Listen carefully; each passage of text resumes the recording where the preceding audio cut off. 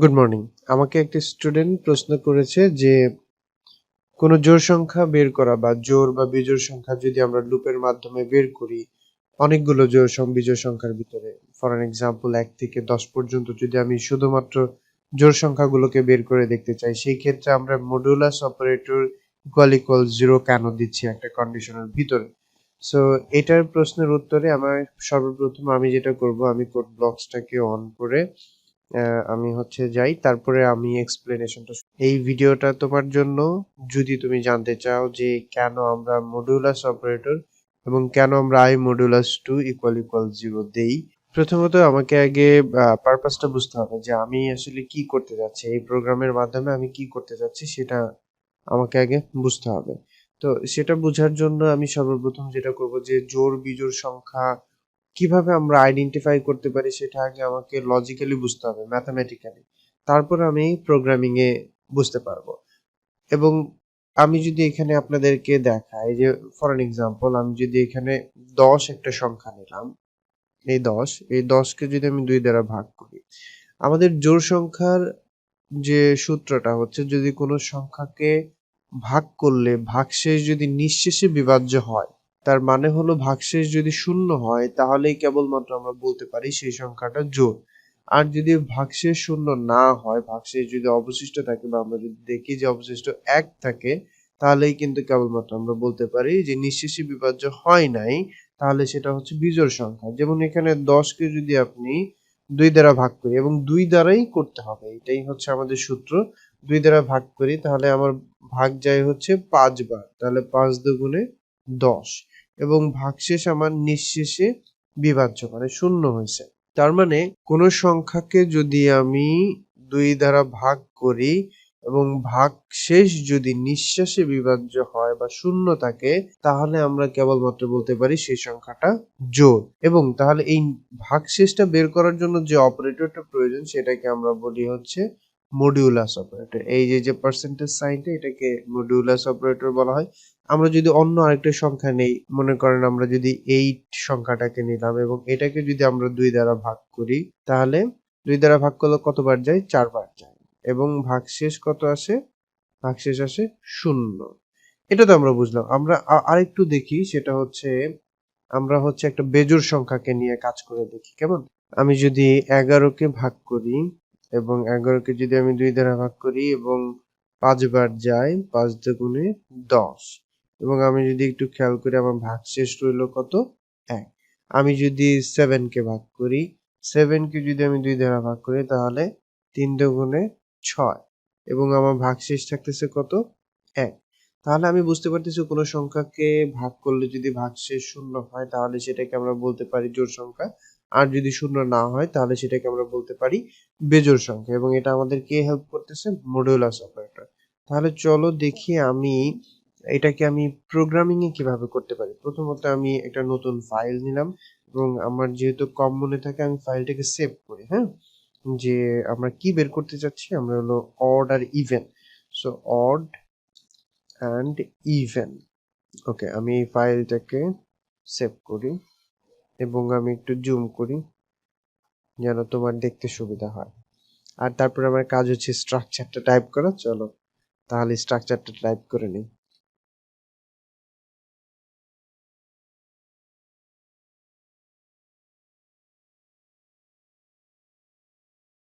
প্রথমত আমরা লুপ চালানোর জন্য আমাদের একটা ভেরিয়েবল প্রয়োজন, এবং সেই ভেরিয়েবলটা যে আই হতে হবে এটা কিন্তু কখনোই বলা ছিল না, বা এটা কিন্তু কখনোই ম্যান্ডেটরি না। তুমি এ নিয়েও করতে পারো, কিন্তু আইটাই কেন তাহলে ব্যবহার করে তুমি যদি জিজ্ঞেস করো, তাহলে আমি বলবো আই মানে হচ্ছে ইনিশিয়ালাইজেশন। লুপের যে 3টা পার্ট থাকে তার ভিতরে ইনিশিয়াল যেহেতু শুরুতে করতে হয়, এই জন্য আই দ্বারা আই ইনিশিয়ালের আই, এই জন্য আই ইউজ করা হয় ইউজুয়ালি, কিন্তু এটা ম্যান্ডেটরি না। কেমন? তাহলে আমি যদি এখানে এ নিলাম, মনে করো ইন্টিজার এ, আজকে আমরা ধারাটাকে ব্রেক করি এ, এবং ফর এ ইকুয়ালস টু 0,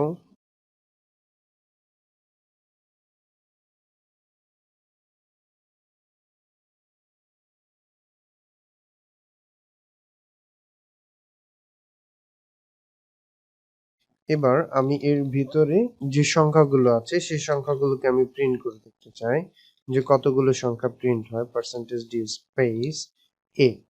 তাহলে চলো এবার তাহলে আমরা যদি রান করে দেখি বিল্ড অন রান, তাহলে এবার আসছে আমার 0 1 2 3 4 মানে 1 থেকে 0 থেকে 9 পর্যন্ত 10টা সংখ্যা আমার এখানে আসছে। তো এই ক্ষেত্রে আমি পেলাম, কিন্তু আমার টার্গেট কিন্তু এটা ছিল না। আমরা বলেছিলাম যে একটা প্রোগ্রামকে শুরু থেকে শেষ পর্যন্ত যদি তুমি ছোট ছোট ভাগে ভেঙে নাও তাহলে তোমার জন্য প্রবলেম সলভ করা সহজ। তো এই জায়গাটাতে আমাকে কি করতে হবে, আমার ওই সংখ্যাটাই প্রিন্ট করে দেখতে চাই আমি যে সংখ্যাটা ভাগ করলে ভাগশেষ নিঃশেষে বিভাজ্য হয়, সেই সকল সংখ্যাগুলোকে আমি দেখতে চাই। তাহলে এই যে যেহেতু একটা কন্ডিশন চলে আসলো যে আমি ওই সকল সংখ্যাকে, ওই সকল বলতে কি যাদেরকে ভাগ করলে ভাগশেষ শূন্য হয়, তার মানে কি এখানে আমি কিন্তু বলে দিচ্ছি আমি সবাইকে দেখতে চাই না। এই যে কন্ডিশন চলে আসলো, এই জন্য তোমাকে ইফ ব্যবহার করতে হবে, কারণ আমি কন্ডিশনাল স্টেটমেন্টে শিখেছি if, else if, switch case, এইগুলো কন্ডিশনাল স্টেটমেন্টের একটা পার্ট ছিল। তাহলে যেহেতু আমার এই ক্ষেত্রে কন্ডিশন চলে আসলো, তাহলে আমি যদি লিখি if A modulus 2 equal equal 0, যদি এ কে 2 দ্বারা ভাগ করলে ভাগশেষ যদি শূন্য হয়, তাহলে আমি প্রিন্টএফ এর ভিতরে বলবো প্রিন্টএফ, এখানে আমি বলবো যে এটা হচ্ছে আমার জোড় সংখ্যা, ইভেন নাম্বারস। আমি একটা মেসেজ দিয়ে দিই সুন্দর করে, ইভেন নাম্বারস আর, ঠিক আছে, এবং শুরুতে একটা ব্যাকস্ল্যাশ এন দিয়ে দিলাম, কেমন? ওকে, তাহলে আমি প্রথমে লুপের ভ্যালু শূন্য, শূন্য কি 10-এর থেকে ছোট? এখন কিন্তু আমি এই কন্ডিশনে আছি।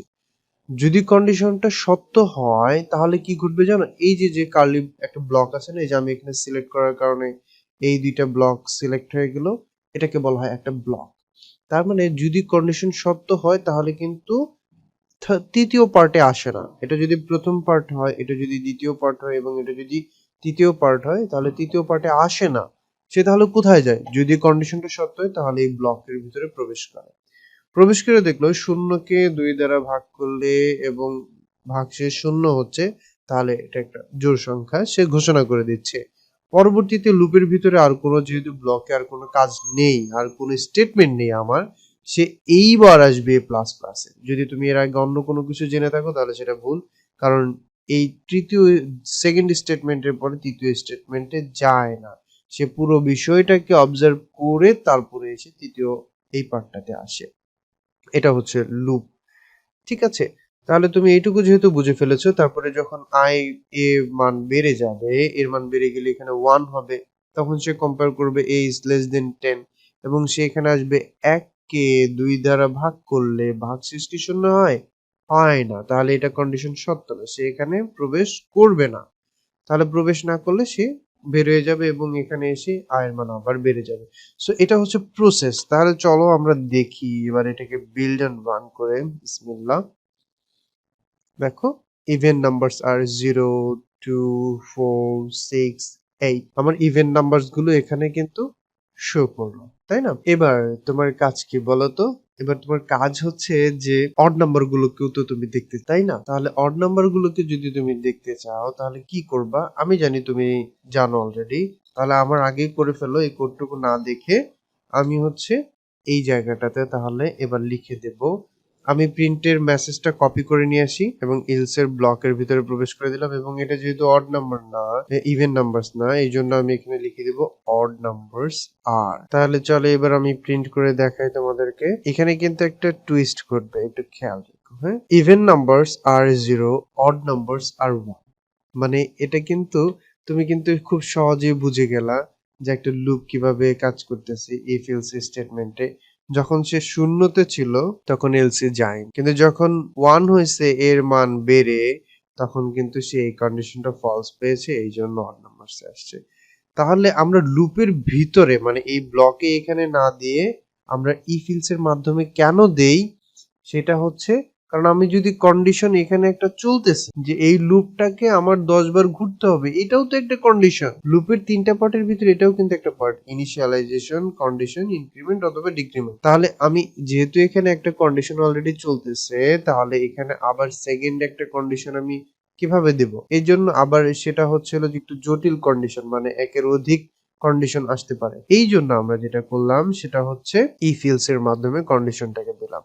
তাহলে যে প্রশ্নটা ছিল, আমি আশা করি তুমি বুঝতে পেরেছো যে কেন আমরা লুপের মধ্যে এই কন্ডিশনটা না দিয়ে লুপের বাইরে দিচ্ছি এবং কিভাবে দিচ্ছি।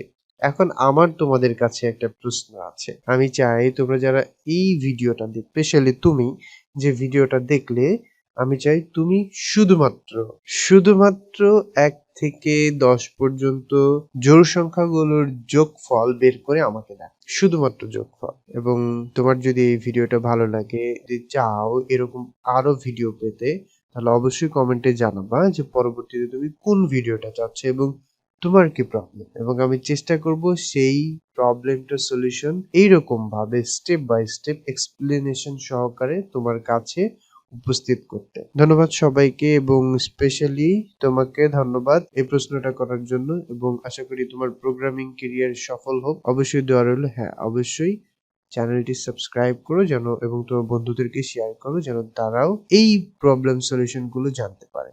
এবং এই চ্যানেলে তুমি যদি আরেকটু ব্রাউজ করে দেখো, তাহলে জাভা, তারপরে সি প্রোগ্রামিং, এবং তুমি কিভাবে একজন বেটার প্রেজেন্টেশন দিতে পারো সেগুলো নিয়ে, এবং অনেক বিষয় নিয়ে এই চ্যানেলে অনেক ভিডিও থাকবে, আসবে সামনে আরো। আশা করি তুমি দেখবা।